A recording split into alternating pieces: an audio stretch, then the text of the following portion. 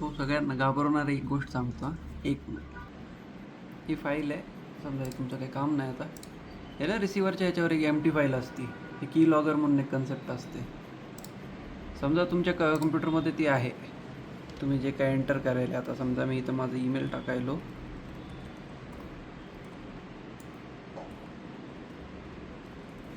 आणि याच्या खाली माझं पासवर्ड.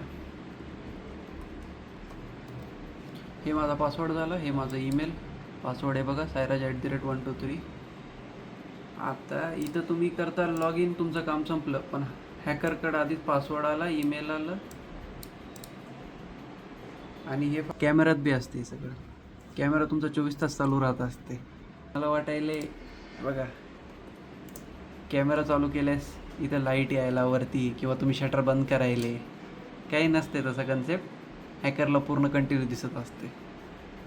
आणि नुसतं हॅकरलाच नाही, गव्हर्नमेंटला पण. आणि प्रत्येक गोष्ट ऐकल्या जाते तुमची मायक्रोफोननं आणि कॅमेरानं ती रेकॉर्ड होती.